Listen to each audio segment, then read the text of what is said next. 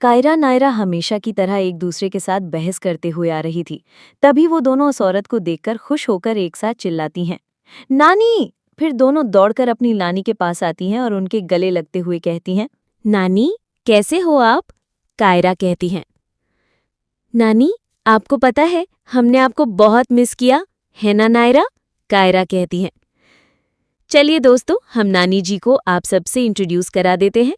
ये है ठाकुर परिवार की मुख्य सदस्य स्वर्णलता देवी, वीरेंद्र प्रताप ठाकुर की माँ और हमारे हीरो वेदांत प्रताप ठाकुर की प्यारी दादी। स्वर्णलता जी नेक दिल इंसान थी, सरल स्वभाव की महिला थी। बचपन में ही वेदांत जब 4 साल का था तब उसकी माँ गुजर गई थी, इसलिए वेदांत अपनी दादी से बहुत प्यार करता है। स्वर्णलता जी ने वेदांत को अपनी माँ की कमी महसूस ही नहीं होने दी। वेदांत अपनी माँ के जाने के बाद शांत हो गया था, न कुछ खाता था न ही कहीं बाहर जाता था। रक्षिता पहली बार इस हवेली में अपने पापा के साथ आई थी और तभी उसकी दोस्ती मुंशी जी की बेटी मेधस्वी से हुई थी। सिद्धार्थ वेदांत के बचपन का दोस्त था, वो अक्सर उससे मिलने आया करता था। स्वर्णलता जी जब रक्षिता से मिली तो वो उन्हें बहुत अच्छी लगी। रक्षिता ने अपनी माँ को जन्म लेते ही खो दिया था। ये जानकर स्वर्णलता जी को बहुत दुख होता है और तभी से वो रक्षिता को भी अपनी बेटे जैसा प्यार करने लगी। इसलिए वेदांत को रक्षिता से चिढ़ होने लगी और वो ज़्यादा से ज़्यादा वक्त अपनी दादी के साथ बिताने लगा और इन सब में वो अपनी माँ को खोने का दुख भूलने लगा। स्वर्णलता जी ने जब वेदांत को फिर से पहले की तरह नॉर्मल होता देख खुश होने लगी, लेकिन उन्होंने एक दिन वेदांत को रक्षिता से बात करते हुए सुना।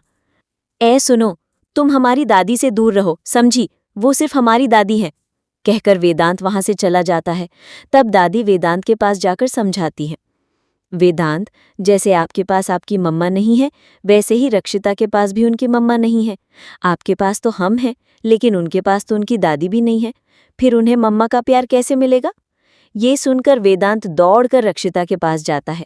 रक्षिता बगीचे में बैठी रो रही होती है और मेधस्वी उसे चुप करा रही होती है, लेकिन रक्षिता चुप होने का नाम ही नहीं लेती। तब वहां वेदांत आता है और कहता है, अपने हाथ से माथा पीटते हुए कहता है, आप रो क्यों रही हैं? इस पर नन्ही सी रक्षिता रोते हुए कहती है, हमें आपसे बात नहीं करनी, आप बहुत बुरे हो, आप हमें दादी से बात नहीं करने देते। अरे, आप हमारी दादी से बात कर सकती हैं? इस पे रक्षिता अपने आंसू पोंछते हुए कहती हैं, सच्ची? हाँ, लेकिन एक शर्त पर आपको हमसे दोस्ती करनी होगी। बोलो, बनोगी हमारी दोस्त? कहकर वेदांत अपने नन्हे हाथों को रक्षिता की ओर बढ़ाता है।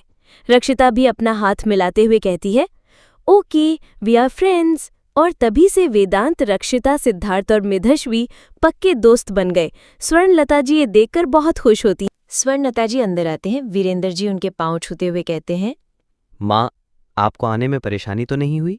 हमें कोई परेशानी नहीं हुई। माता रानी के दर्शन करके हमारा मन प्रसन्न हो गया। जी। माँ, आप थक गई होंगी, आराम कर लीजिए। मीना, माँ को कमरे तक छोड़कर आइए। मीना आगे बढ़ती, उससे पहले रक्षिता की आवाज आती है, दादी। सभी उस ओर देखते हैं। रक्षिता खुशी से स्वर्णलता जी की ओर देख रही होती है। वहीं दादी जी रक्षिता को सुहागन के रूप में देखकर हैरान हो जाती हैं। रक्षिता दादी जी के पास दौड़कर आती है और कहती है, दादी, आपकी यात्रा कैसी रही? तभी दादी जी रक्षिता से प्रश्न करती हैं, रक्षिता, आपके मांग में सिंदूर, गले में मंगलसूत्र, आपने शादी कर ली? इस पर सभी के चेहरे की रंगत उड़ जाती है। आज के लिए इतना ही। मिलते हैं अगले भाग में। वीडियो को लाइक, शेयर, सब्सक्राइब करना ना भूले। Bye bye.